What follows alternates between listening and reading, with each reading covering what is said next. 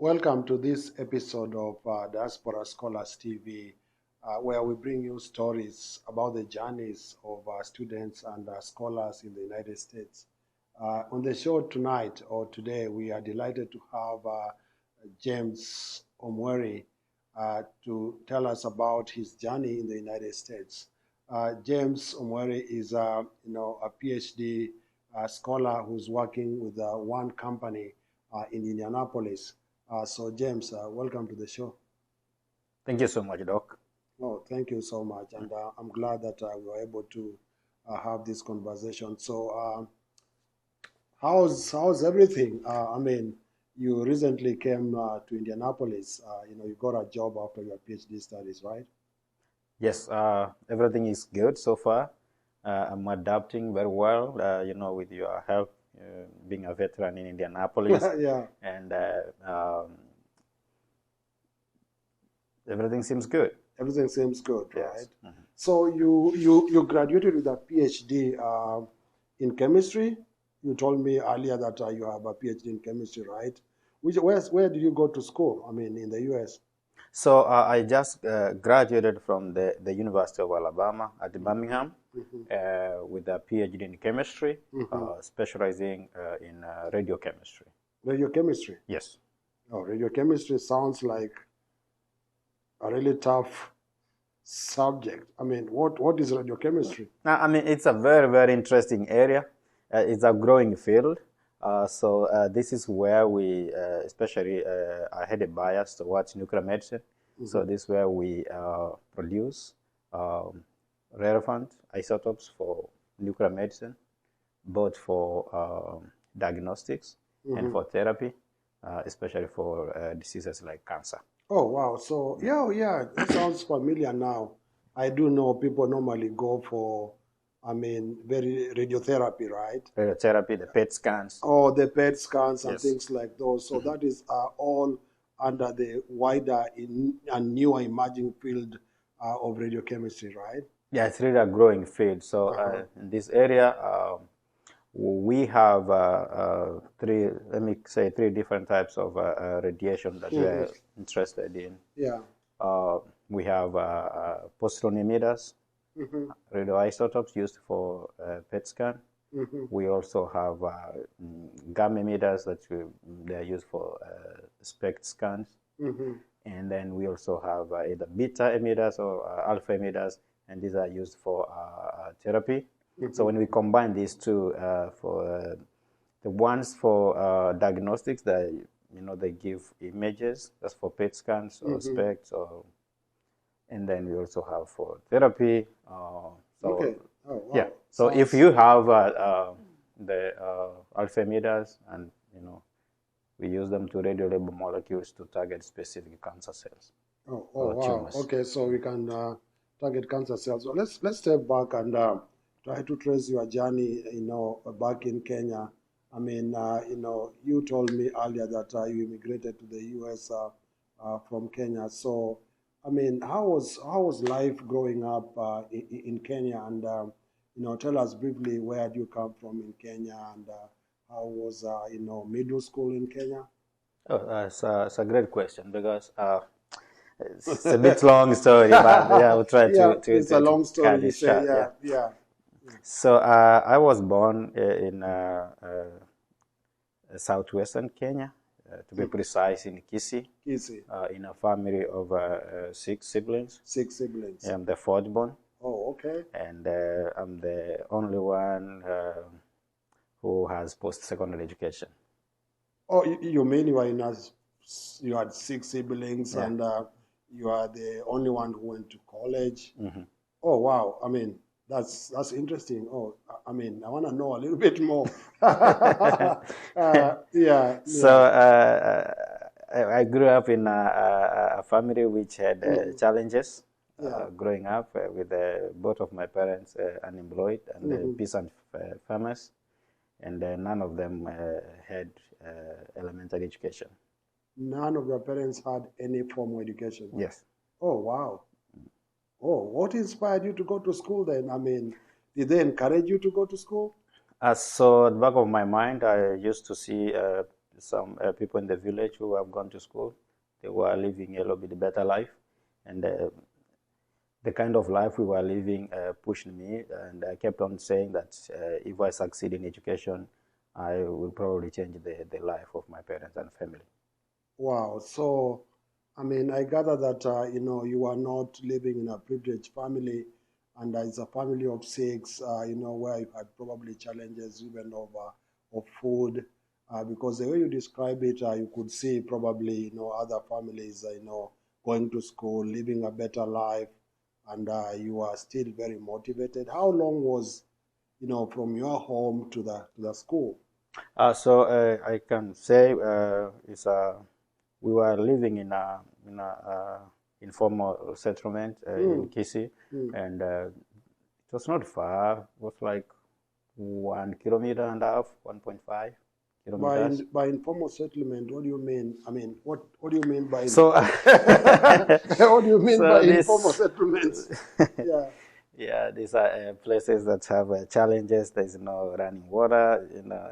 We used to live in let me say 10 by 10 room together with my parents. You mean 10 foot by 10 foot? Yes. So it was very challenging, and we used to, I and my sister sometimes do many jobs around in the urban center, get help my parents to get food. Oh wow! Yes. So you try to get paid jobs, just to put food on your stomach, right? Yeah, I know people from Mosocho. That's to be precise. Those ones, when I grew up, they used to know me. So it has been like every time they get a mess, like the progress and the steps and the resiliency throughout the progress. Yeah. Oh wow! Congratulations for overcoming all that. Yes. So wow, and eventually you went to high school. So I know you said you grew up in rural Kisii. Which is the western part of Kenya. So did you go to high school in the same area? Yeah, so I went to St. Patrick's Primary School, and then we had people from the Catholic Church. From the Catholic Church? Yeah. Brothers, we have this, they call them brothers in the Catholic Church. And there's one brother was Brother Sifuna. So he lived in the area. He was a teacher in Cardinal Rotunga, and he decided to bring up something for the poor kids, like a library for them to study. But then it turned out to be a school. Oh wow! And he started taking in poor students with the bright and poor students, and that's how I got a chance. So I just closed over from my primary school to the secondary school. The new was a day school. A new secondary school that was set up by a religious leader of the Catholic Church at the time. He says Brother Sifuna. Yeah. Is he still around in Kenya? It's Doctor now. Doctor. Oh, it's Dr. Sifuna. Dr. Sifuna. Dr. Sifuna, if you are watching, we have Dr. James Omweri, whom you mentored those early years. Yeah. He's a successful radiochemist in the United States. We owe a lot of gratitude to him, and he has mentored many, and many have been successful through whatever he started in Kisii. Oh, wow. And you mentioned he's Dr. Sifuna, so he went to study as well? Yeah, he's somebody who liked education, and he used to tell us, education can overturn tables. Yeah. And indeed, that is true. So he was a teacher, and then I think he progressed with his studies. He got his PhD from Masinde Muliro University recently. Oh, wow. Yes. A PhD in education. In education. Yeah. So he not only started a school that grew, that mentored many of you who became successful, but he also practiced the same and went to school and got a PhD. Oh, wow, fascinating. Yeah, he also bought my first shoe. Actually, the first time I wore a shoe was in going to Form 1. You mean you wore your first shoe when you went to grade 9? Yes. Oh, wow. So basically you are walking barefoot to school the entire, 10 or 12 years of your life. Yeah, my feet used to be very happy in barefoot. I mean, I know you don't really mean that, but it sounds funny now, but it wasn't funny that time. Yeah, Right? used to. I mean, yeah, we're used to that. So there you go. Now you've gone to high school. You say St. Patrick's, in Kisii. Then from there, what happened? Did you graduate college? Of course, maybe you did because you went. So, Eventually, yeah. so at St. Patrick's High School, so I used to work very hard. I used to be among the top 3 every time. And yeah, Brother Sifuna was very impressed, and he supported me a lot along the way. Sometimes he used to give us foodstuffs for even my family back at home. So, and then I did very well. I got a B plus at the end of the Form 4. And then I proceeded to Egerton University. Also, here you are in high school. You say you scored a B plus. Yes. That's an equivalent of about a GPA of about 3.5, a 3.5 out of 4.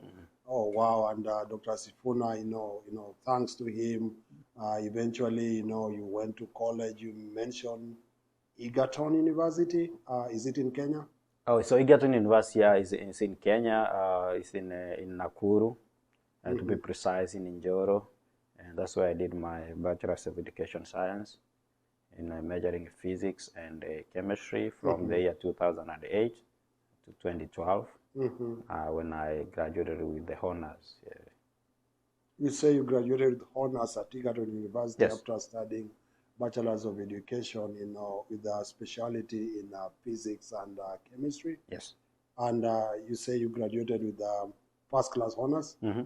Or viewers, first class honors is a GPA of 4.0. And I mean, that's really an achievement, right? I mean, growing up in rural Kisii, walking barefoot to school, being supported by, thanks to Dr. You say Sifuna, Yes. and growing up in a neighboring school that was just starting up. I mean, that's quite an achievement. So here you are, you graduated. So now it's about, you want to find work, right? So find a job. So did you find a job? So yeah, so after graduation as a teacher, I came back home, and my parents were very excited. I was excited too, and I started looking for a job around. I could not find one close to my home. I moved to the city. I taught for a short while in a city school before. So you did find a teaching job in the city, that is Nairobi City in Yes, Kenya? yes. So